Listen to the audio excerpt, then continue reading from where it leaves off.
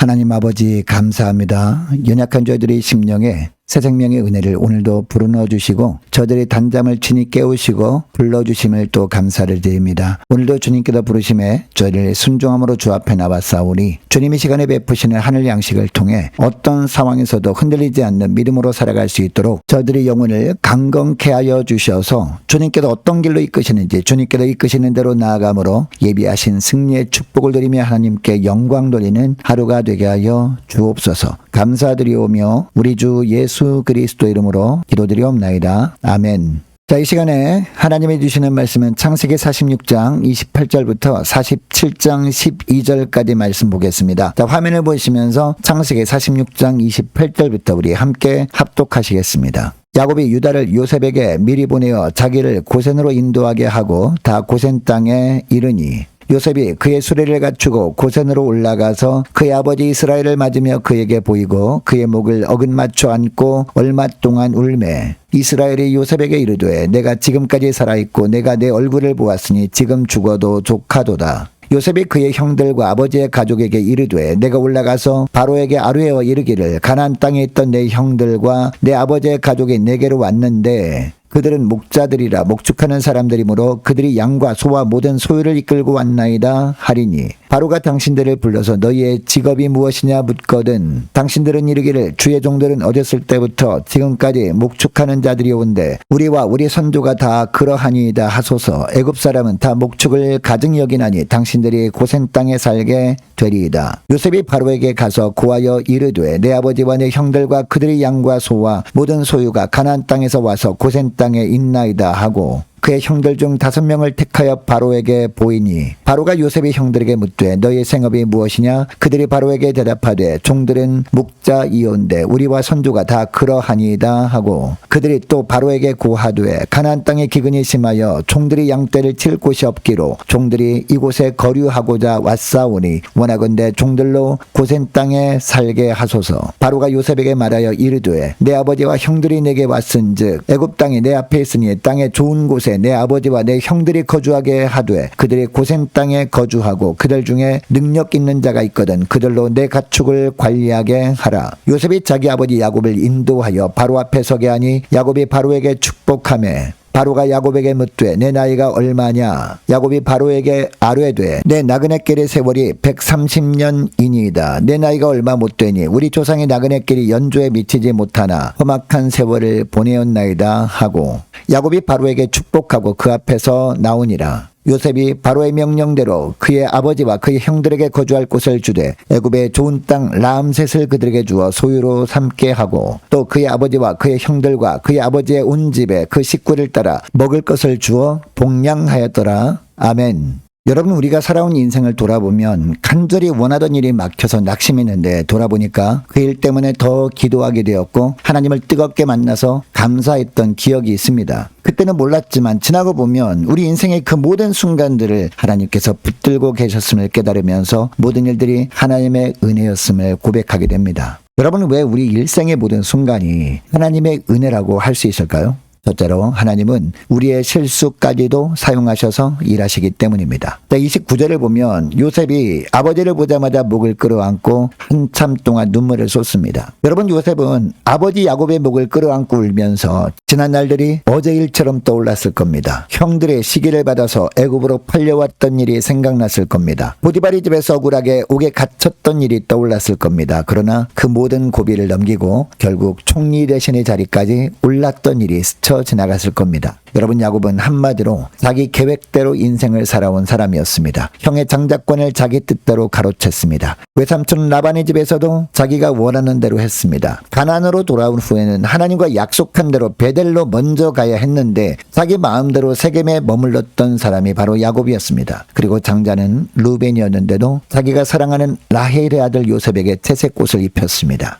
야곱의 인생을 돌아보면 고생만 한 것처럼 보입니다. 그런데 그 고생의 대부분은 자기 인생을 자기 마음대로 살았던 결과물이었습니다. 그리고 그 이기적인 편애가 결국 다른 아들들의 시기심을 일으켰고 사랑하는 요셉이 애굽으로 팔려가는 비극으로 이어지고 말았습니다. 여러분, 요셉이 사라진 이후에 야곱은 얼마나 자신을 자책했을까요? 그때 요셉에게 심부름을 시키지 않았더라면 하고 후회했을 겁니다. 그런데 하나님은 바로 그 실수까지도 사용하셨습니다. 형들의 시기심도 요셉만 사랑했던 야곱의 잘못도 하나님은 그 가족을 구원하시는 도구로 사용하셨다는 겁니다. 더 멀리 보면 아브라함에게 약속하신 언약을 이루시기 위해서 하나님은 이처럼 사람들의 실수까지도 사용하셨던 겁니다. 여러분, 오늘날 우리도 마찬가지입니다. 우리도 살다 보면 실수할 때가 있습니다. 그리고 그것 때문에 사람들에게 비난을 받고 감당 못할 고난을 당할 때가 있습니다. 그러나 그때도 낙심할 필요가 없습니다. 왜냐? 우리가 실수했다고 해도 우리를 향한 하나님의 계획은 차질 없이 진행되기 때문입니다. 심지어 하나님은 우리의 실수까지 사용하셔서 하나님의 일을 이루시기 때문입니다. 둘째로 하나님은 우리의 생각을 뛰어넘어 일하시기 때문입니다. 물론 지금 당장은 모를 수 있습니다. 야곱을 보시기 바랍니다. 요셉을 잃어버렸을 때 야곱은 도무지 이해할 수 없었습니다. 그래서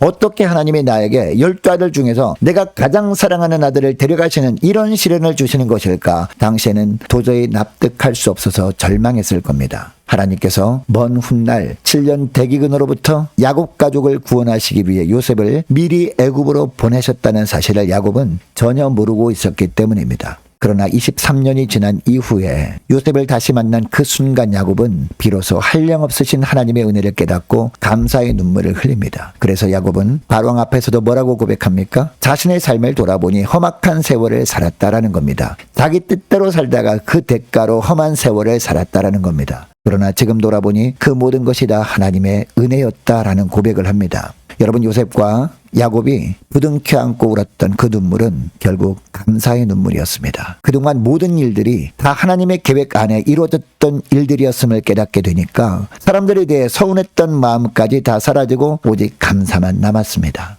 인간의 생각을 뛰어넘는 방식으로 계획하시고 그 계획을 반드시 이루시는 분임을 알았기 때문입니다. 그러므로 여러분, 우리 연약함 때문에 실수하고 그 실수 때문에 고난을 당할 때라도 결코 절망하지 마시기 바랍니다. 지금은 이해되지 않아도 먼 훗날 하나님의 때가 되면 우리는 반드시 알게 될 겁니다. 그리고 하나님은 늘 우리의 생각을 뛰어넘어 일하시기 때문입니다. 그날까지 우리에게 약속하신 언약을 하나님의 때에 반드시 이루시는 하나님을 더욱 견고하게 신뢰하면서 믿음으로 순종하며 사시는 저와 여러분 되시기를 주 이름으로 축복합니다. 셋째로, 하나님은 구별된 백성을 통해서 일하시기 때문입니다. 자, 계속 본문을 통해서 또 하나 살펴볼 것이 있습니다. 야곱이 애굽으로 이주했을 때 다른 곳이 아니라 고센 땅에 거주했다는 사실입니다. 여러분, 왜 고센 땅에 거주했던 곳일까요? 물론 요셉의 말에 따라서 야곱의 아들들이 바로왕에게 요청했기 때문이었습니다. 또한 당시 애굽 사람들은 양치는 일을 천하게 여겨서 애굽 사람들이 거주하는 지역과 멀리 떨어진 고센 땅에 거주하게 되었던 겁니다. 그런데 여러분, 이것은 우연이 아니었습니다. 이를 통해서 야곱의 자손들은 우상 숭배가 가득한 애굽 땅에서도 애굽 사람들과 섞이지 않고 따로 모여 살게 하셨던 하나님의 섭리였습니다. 그 결과 그들은 하나님의 백성으로서 구별된 삶을 살면서 오래도록 하나님을 섬기며 살 수 있었습니다. 여러분, 오늘 우리가 살고 있는 이 세상에 바로 애굽과 같지 않습니까? 그렇다면 하나님의 백성인 우리는 이 세상 속에서도 어떤 삶을 살아야 할까요? 나는 하나님의 자녀라고 적극적으로 밝힐 필요가 있습니다. 우리의 신분을 이렇게 분명히 밝힐 때 우리는 세상에서도 구별된 삶을 살 수 있게 되기 때문입니다. 이렇게 하지 않으면 세상과 섞여 살 수밖에 없게 되고, 그러면 하나님의 백성으로서 거룩한 삶을 살기가 점점 어려워지게 되기 때문입니다. 그리고 하나님은 세상 속에서 적당히 섞여 사는 사람이 아니라 세상 속에서 구별된 삶을 사는 주의 백성을 통해서 일하시기 때문입니다. 야곱의 자손들을 고센에 따로 두시고 한 민족으로 키우셨던 그 하나님이 오늘도 구별된 우리를 통해 하나님의 일을 이뤄 가신다는 것을 믿으시기 바랍니다. 여러분, 오늘 우리는 세 가지를 함께 살펴보았습니다. 하나님은 우리의 실수까지도 사용하셔서 일하시고 우리의 생각을 뛰어넘어 일하시며 또 구별된 백성을 통해 일하시는 분이라는 겁니다. 야곱이 흘린 그 감사의 눈물처럼 언젠가 우리도 우리의 험악했던 세월을 돌아보면서 이 모든 것이 다 하나님의 은혜였습니다라고 고백하게 될 줄 믿습니다. 그 하나님만을 온전히 신뢰하면서 구별된 삶을 살아가는 저와 여러분 모두가 되시기를 주의 이름으로 축복합니다. 자, 오늘 말씀을 기억하고 이 시간에 기도할 때 이렇게 기도했으면 좋겠습니다. 하나님, 우리의 실수와 연약함까지도 사용하셔서 하나님의 뜻을 이루시는 주님만을 신뢰하며 살게 하시고 우리의 생각을 뛰어넘어 역사하시는 크신 하나님을 지금 이해되지 않을 때에도 끝까지 믿게 하옵소서. 세상 속에서 하나님의 백성임을 분명히 밝히며 구별된 거룩한 삶을 살아가는 저희들 되게 하여 주옵소서. 간절히 기도하는 이 새벽 될 수 있기를 축복합니다. 계속해서 기도하기를 원하는 것은 오늘 저녁 수요 예배를 위해서 함께 기도하기를 원하고 월화 목요일 날 저녁마다 있는 미스바 기도회를 위해서 함께 기도하기를 원합니다. 구역 식구들과 자녀들을 위해서 저와 여러분을 위해서 함께 이 시간에 기도하기를 원하고 남녀 전도회와 청년부 임력원들을 위해서 교회 재정을 위해서 함께 기도하기를 원하고 유초등부 중고등부 청년부를 위해서 남녀 전도회와 각 구역을 위해서 구역장들 권찰들을 위해서도 함께 기도하기를 원합니다. 많은 환우들을 위해서 기도해 주시기 바랍니다. 취업을 앞둔 청년들을 위해서 위해서 선교사님들 가정들과 나라와 민족을 지켜주시도록 함께 기도하길 원하고, 우리 교회 앞날을 위해서 동산제일교회와의 연합하는 모든 과정을 위해서 함께 이 시간에 기도하길 원하고, 저와 여러분이 가지고 나온 기도 제목을 놓고 이 시간에 함께 기도하길 원합니다. 기도하겠습니다.